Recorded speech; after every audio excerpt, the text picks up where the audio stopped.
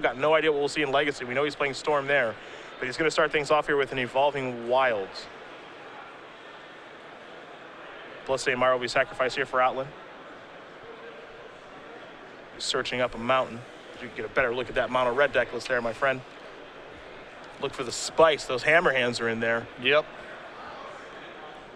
And, you know, this is to indicate how little respect this has. No copies of Nyx's Ram in Gym 75, and that's a card that's been in essentially every blue-white control list I've seen since the card got printed in some number. But there's so few decks like this that Jim is not even bothering. It's a different time. Going with something like Burmaz instead, which is still okay in this matchup, but I don't think as powerful as Nyx's Ram. Stoke the Flames being the big reason why. He does have Omen Speaker. Omen Speaker's very good. It's actually quite good. Very good. That's the nicest anyone's ever spoken about Omen Speaker. Well, in this matchup, I mean, I've taken some losses to that card. Going to sacrifice the Delta Will Davis. He's down to 19. And Island is incoming. Selection of Invasion basics. Yes. Do you approve? Yep, that Plains is quite iconic. Here's a copy of Last Breath. That'll take care of the Fire Drink Crusader right away. Pass the turn back over to Outland, who will draw. Mountain there. It's Monastery Swift Spear. Followed up with the Dragon Mantle. Trigger. That's combo. In a way. It's not a combo. It's like Ataxium Probe, kind of. We'll head Jim's way. Yeah, it's Jim's turn. Yeah. So he does have a Radiant Fountain in his hand. But I believe he may be without double white for the Burmaz in his hand. I see a Flooded Strand. He's got a Flooded Strand. Yep. I was thinking the same thing, actually.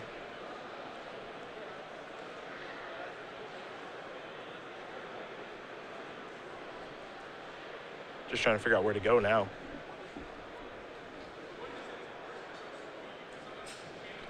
And now a question is, if you're Jim, are you willing to just trade your Burmaz for the Swift Spear if Ben has a land next turn? Or do you pursue a different line of play? Well, first things first, going to sacrifice a Flooded Strand. As much as I bet Jim wishes he could search up a Tundra or a Hallowed Fountain, he's just going to have to get a basic Plains instead. Oh, I don't think he wants a Hallowed Fountain. I think he would take a Tundra. I don't think he wants a Hallowed Fountain. There's Burmaz daring Outland to have a card like Stoke the Flames at this point. Ben gonna untap. Even Hammerhand's not shabby. Yeah. He will draw a card.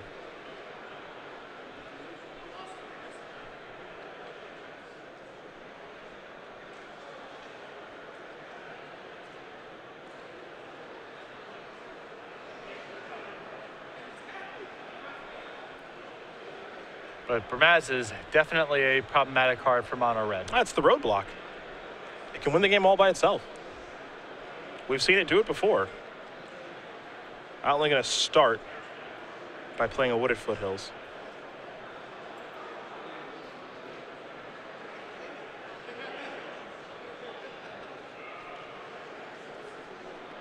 Let's see what else he wants to do on this turn.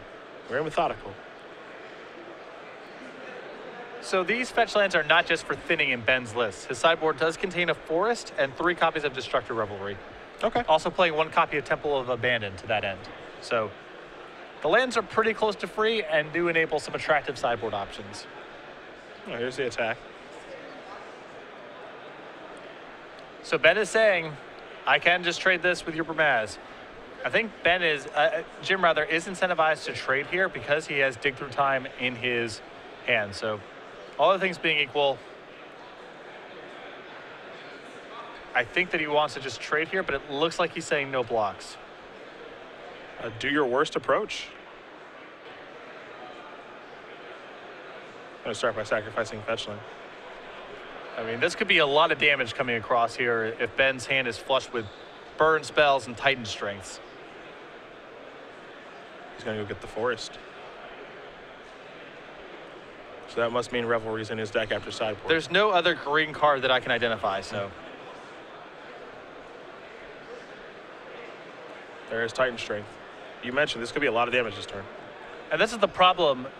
You know, if Ben just dumps a lot of spells onto the table this turn, Jim may take a lot of damage. And then if Ben transitions to a burnout plan, it doesn't really matter that Jim has a Burmaz in play. Then the game's about, can you find life-gaining counter spells? Lightning Strike as well. So yeah, he's just going to do as much as he can this turn. So this looks like 10 points of damage coming across. 3, 4, 5, 6, 7, excuse me, 9. I count 9, yeah. Yeah, 9. Which is no joke, as Davis is down to 7. Davis will draw the Tranquil Cove. Now, the thing that makes this matchup interesting to me is that Jim has these lands that gain life. He's got the Radiant Fountain as well. Yeah.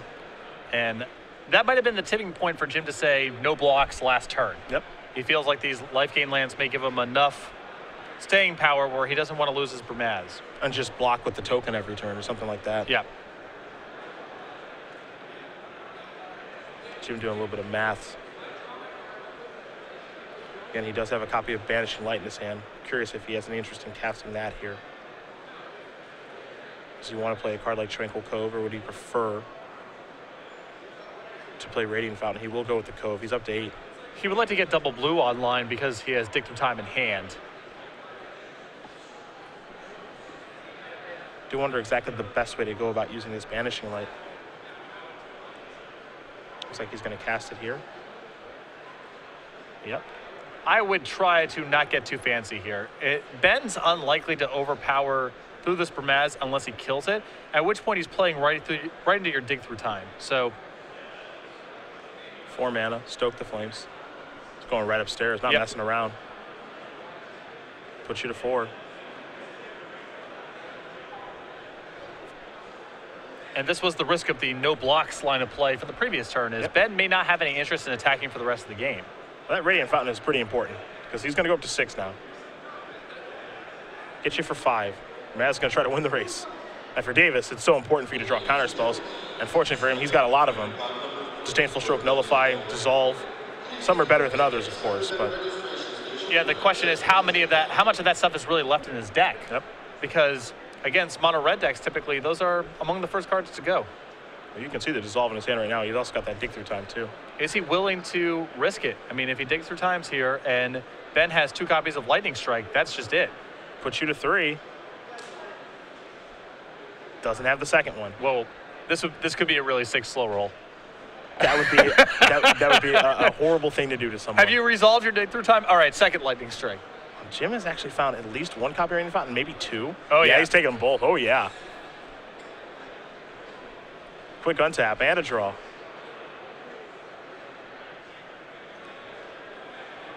Get you for 6, put you to 7. Lethal next turn. Yep. Go to 5 with Dissolve in hand. Pass it back. These life-gaining lands have played a huge role. Well, Jim's at 5 and he's gained 5, so yes. I would say they played a really big role. Outland gonna draw.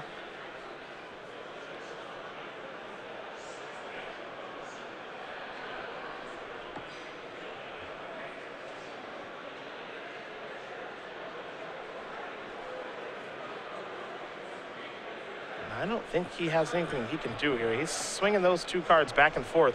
He's just going to pass the turn. And Davis is not even going to, he has no reason to cast anything. He's going to play this Radiant Fountain, go up to 7. It's a tie game. Mm-hmm. Yes, it is. Here's Stoke the Flames. Going to go after Burmaz. Somebody have a Dissolve? Yes, sir. That'll take care of that. This will take care of the match. Jim Davis going to win this match over Ben Outland. 2 games to 1. Blue-White Control takes down Mono Red Aggro, and Davis moves on to 9-2. 1 step closer to the elimination rounds. That was a great game to watch. Yep.